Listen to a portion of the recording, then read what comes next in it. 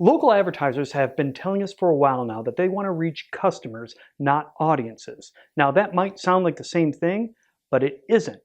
In this Local Marketing Minute, I'll explain what I mean and I'll show you what we here at Braille are doing about it. Welcome to Corey's Local Marketing Minute, an enlightening and entertaining look at what's happening in the world of local advertising and marketing. Corey's Local Marketing Minute is brought to you by Advertisers. Advertisers provides best-in-class digital advertising solutions. Our proprietary technology covers your entire sales funnel, from proposal creation and campaign launch to monitored performance. We collaborate with local media companies and agencies to deliver excellent customer service, sales support, campaign management, and more. As an industry leader, we'll go above and beyond to ensure your success. Unlock your digital advertising potential with Advertisers. Hello everybody, welcome into this very special Local Marketing Minute because I am jazzed. It's going to be a little bit different. I've also had a lot of coffee. I'm jazzed because I finally get to talk about something we've been working on for a long time. And it's something that I wish I had back in the day when I was the research guy inside of a media company. It's the missing link. But I really want to get to it fast, so let's do all the other normal stuff. Remind you to subscribe, like, share, comment, all that stuff. Okay, got it? Good, let's go. I'm really jazzed about this, but I gotta set it up.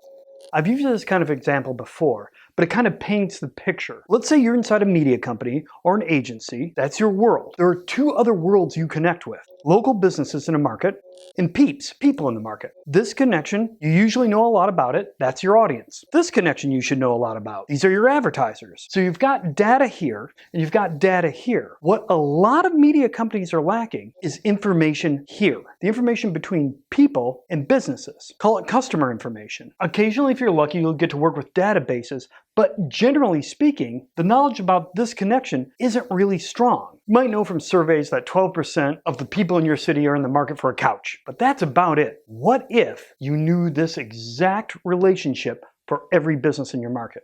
What do I mean? Okay, that's a business in your market.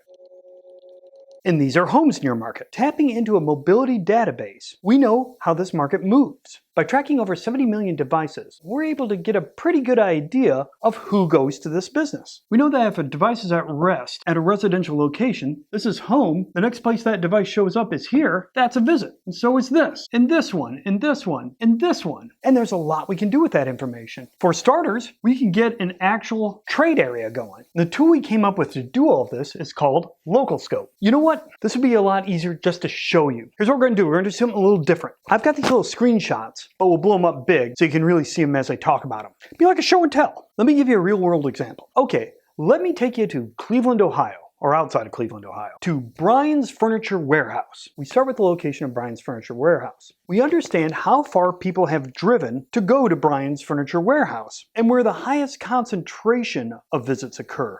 That's within that blue area you see. But people come from as far away as that gold outline. This is capturing all the trips over the past 12 months to Brian's Furniture Warehouse. Now we can change these squiggly lines to zip pure lines. That's a little bit easier for everybody to get their head around, right? So there's Brian's Furniture Warehouse. Well, now we can look at each zip and understand which zip contributes the most trips to Brian's. The darker the blue, the more trips. So you can see their home zip code of 44039 contributes the most trips. That's where they're getting a bulk of their customers from. Now, because we know each one of these households that go to Brian's, we can pair that up with household level data. In this case, Experian mosaic codes. Side note, if you're not familiar with mosaic codes, Experian uses data to put every household into one of 70 different groupings or codes. Let's call them codes. Well, now, once we do that, because each of these houses have a code, I know which codes contribute the most trips. We can discover pretty fast that a full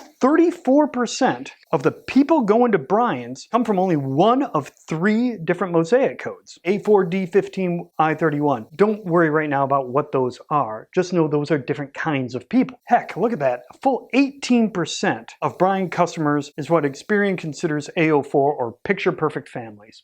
Aww. So you can see that a full 34% of Brian's visitors come from only three codes. So now I want you to remember that AO4 group, 18% of Brian's visitors. It's important. But all of these codes can be grouped together and can be looked at with very simple demographics, so you get an idea of who they are. And that's not all. Because this database is hooked up to things like MRI Simmons, you can get a pretty good idea of how these individual groups act, what they're into, what they like. If they own a Nintendo Wii, if they're into board games or bowling or have a mortgage or into health and fitness magazines. There's like 700 of these things. This is the kind of information that can really help a creative team. It gives them a little meat to come up with advertising that really resonate with these guys. So we know who their best customers are and what they're like. Can we find more of them in the market inside this defined trade area? Well, yes, we can. Now we define each zip by showing what percentage of households in that zip fall into the top tier codes for Brian's. Those mosaic codes that really like Brian's.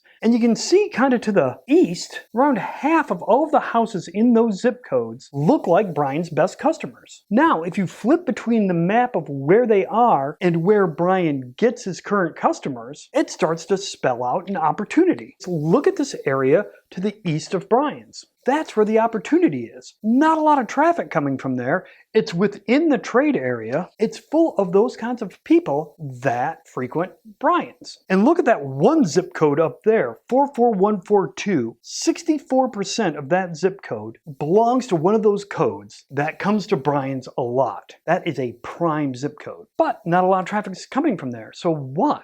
Is there a reason for this? Well, yeah, probably. Brian's ain't the only furniture store outside of Cleveland. To Brian's east is the Cleveland Home Outlet. The outlet has a smaller footprint than Brian's, but it's sitting right inside of Brian's trade area. So that's going to be pulling some people, right? In fact, we can do the very same analysis we just did with Brian's on the Cleveland Home Depot and compare them. Then we'll see, on just a pure trip basis, that the Cleveland Home Outlet is pulling a lot from those eastern zip codes. Red means Cleveland Home Outlet is getting more trips. Blue means Brian's is getting more trips. Aha! So the Cleveland Home Depot is sitting right in those coveted zips. But are they the same consumers? Well, Local Scope compares them. It can take that handful of Brian's best customers and that handful of the Cleveland Home, whatever they are, outlet? Yeah, Cleveland Home Outlet. It can compare the best customers from each store. And you automatically get this little Venn diagram. There are mosaic codes, households, that prefer Brian, there are households that prefer the outlet, and there are codes that are equally drawn both ways. A fairly equal amount of trips going to either Brian's or the outlet. So that's a battleground. Remember how we said there are 3 codes that make up about 34% of all the visits to Brian's? And remember, I said don't forget about AO4, that one particular code that makes up 18%. So they must really like Brian's, right? Well, when you smash it all together, you find that AO4 is actually in the battleground area. They're equally as likely to go to the outlet. Uh-oh. So once you start putting competition into all of this, then it kind of changes how you look at the market. You can look at the market through the lens of those households that prefer Brian's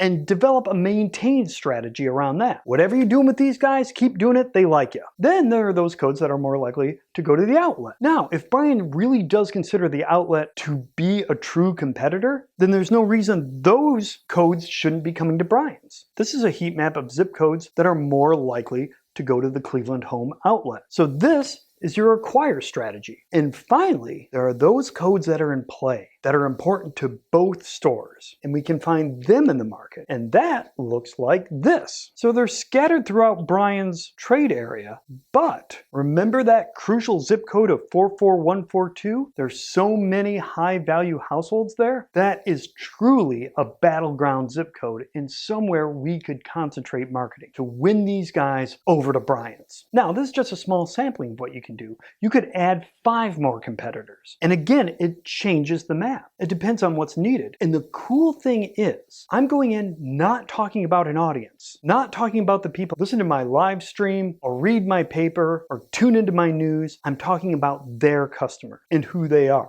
This tool now exists, and to get all of that rich data about Brian's, all I did was type in the name of the business. In less than a minute, the tool kicks out maps, Excel spreadsheets, PowerPoints, which brings me to the 3 takeaways regarding this tool that I think are really, really important and game-changing. The number one thing I know this could do is it could be a hell of a pre-sales tool. Tell me a business who doesn't want to see their true retail trade area. And even if they know that, what about having that information for their competitor? Absolutely no reason you couldn't. You could march into Brian's with all the information about Cleveland Home Outlet.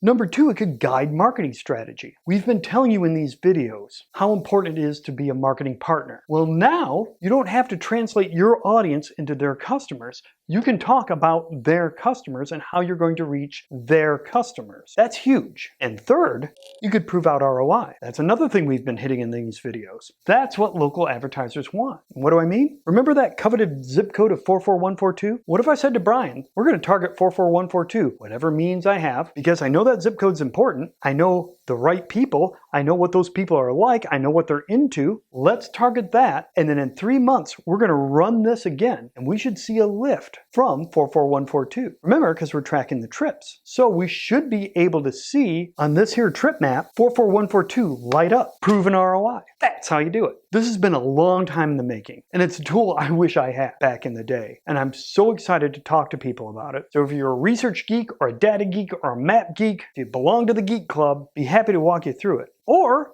go here, localscope.com. There's some examples up there. You can see how it works. You can contact us. You can pull something up in your market, and we can talk to you about other ways this tool can be implemented for local businesses. Go to localscope.com, check it out. And I think the most important thing to take away from this entire video is the fact that I was clever enough to wear a map shirt. You've been watching Corey's Local Marketing Minute, sponsored by our friends at AdCellerant. Learn more at adcellerant.com. Remember, if you'd like to hear more of Corey's insights, check out the Local Marketing Trends podcast. Just Google Burrell Podcast or look for the podcast link on burrellassociates.com.